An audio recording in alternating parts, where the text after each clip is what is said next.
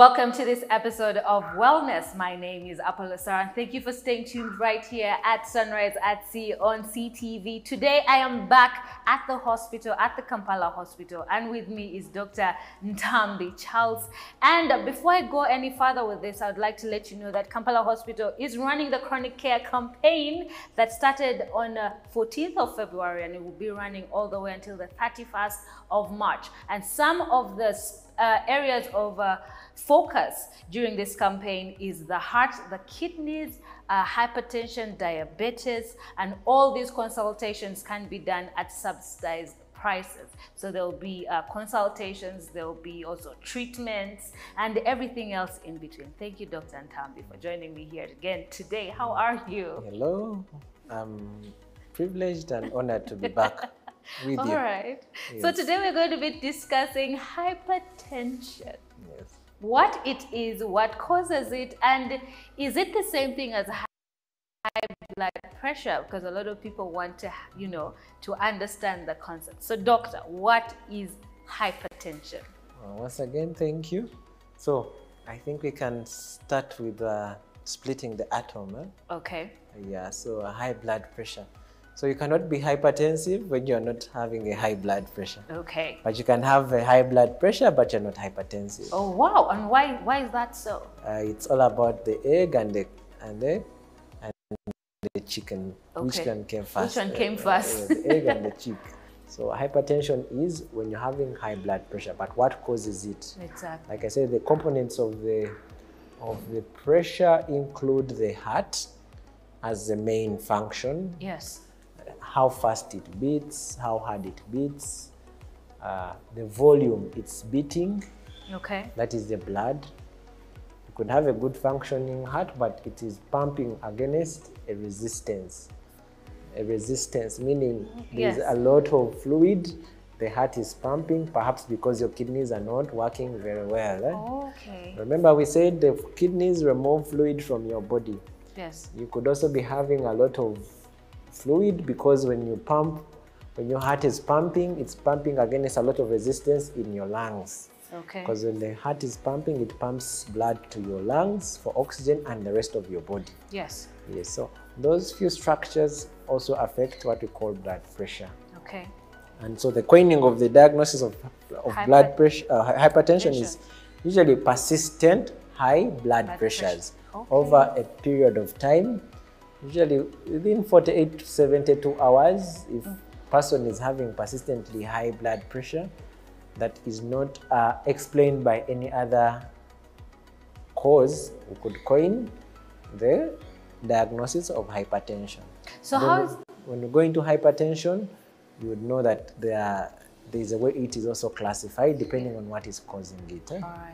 Yes. So how do you mitigate the situation? How do you handle the situation? You have to know what is causing the what? The hypertension. Okay. That is what is causing you to have a high blood pressure. Are you having a tumor in your head that produces adrenaline?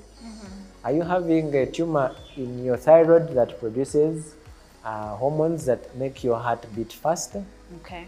Are you having so tumors are some of the things that cause hormones that make your heart beat faster and predispose you to what?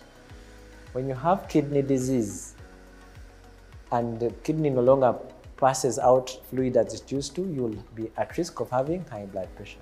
Then the main culprit, the heart. If your heart is not pumping very well and is pumping in a defective manner or has changed, you are at risk of having high blood pressure. So what causes the high blood pressure is where we start in treatment. But in most cases, we have drugs that target the natural ways in which blood pressure is controlled. We have drugs that control how fast your heart beats. We have drugs that reduce on the volume of fluid in your body.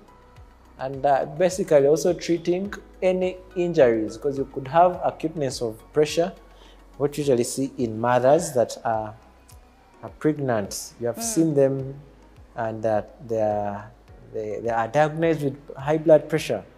But the moment they deliver and the physiology goes back to a normal physiology, this pressure goes away. But they should be continued they should have that continued monitoring to make sure they don't now get the natural way, the natural high blood pressure. So we usually treat as it presents and why it has presented. Yes.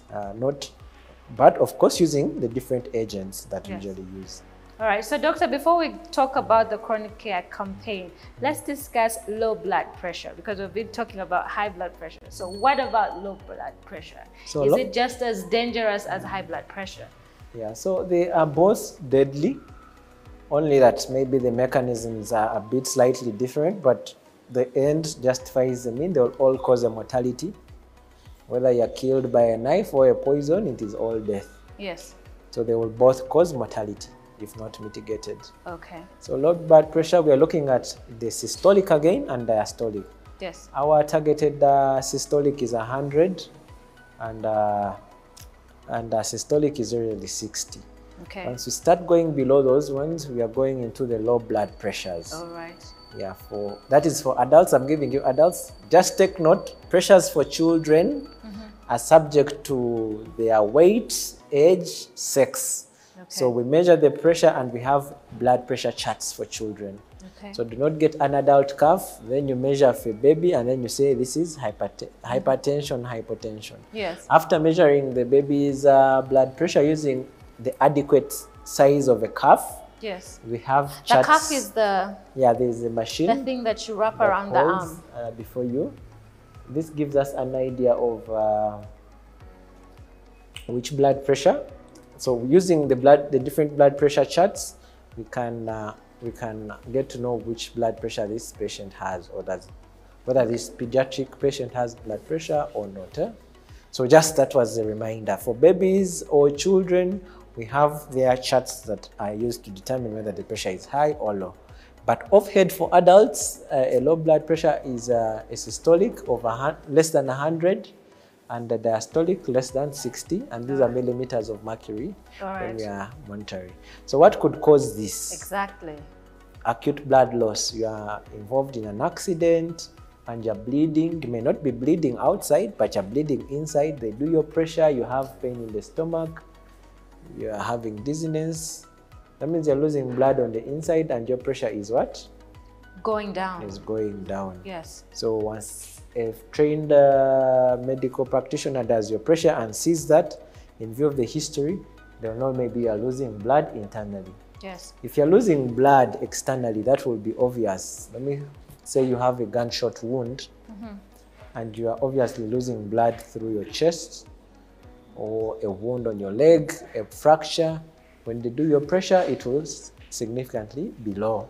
Yes. And that it will be below 160. That means we have to rush and get mitigation factors for that.